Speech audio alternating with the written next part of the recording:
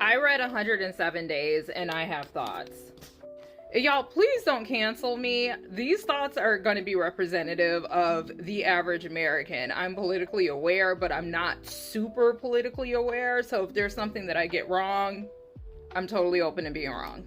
Okay, so here are my thoughts. After listening to the book, because I bought the hard copy and I listened to an Audible version of it, but after listening to the book, I feel like Kamala Harris kind of suffered from something that a lot of marginalized people suffer from when they reach a certain level in society. And I feel like some of y'all are going to get this and some of y'all won't, but at the end of the day, a lot of this book dedicates time to trying to build up Joe Biden, despite the fact that a lot of the stories that she shares very clearly show where he sabotaged her. And there's this certain level of naivete in the book itself where she's doing everything to protect his image and his legacy, but he's not doing the same for her.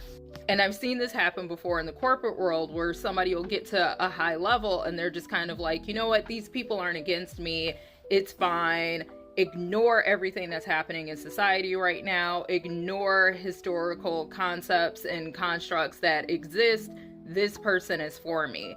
And at the end of the day, if you read the book, you're going to see where Joe Biden was doing very obviously wrong things that actually hurt her campaign. In addition to the fact that he pulled out 107 days before the election, so she couldn't even have a full campaign. And with that said, keep in mind that when he originally ran, he said that he was not going to run again. But there was nothing that I saw, at least, that was getting her groomed to go into the presidency. I feel like she was actually a little hidden, and she alludes to that in the book as well. And I feel like that level of naivete actually transfers over to her stance on what's happening in Palestine. And she was naive in two different ways. One, it's very clear in the book that she thought that saying that she would stand by Israel as an ally, but Israel needed to do something to stop what was happening against innocent people in Palestine, she thought that was enough. That's naivete number one. Naivete number two is not taking the situation seriously enough and not giving people a voice to actually express how they were feeling about it. She didn't think that that was going to be the deciding factor. And she actually talks about it in the book that way, where there's one moment where she realizes that people really are pushing for this thing to happen and they really do care about it when she was in Dearborn, Michigan.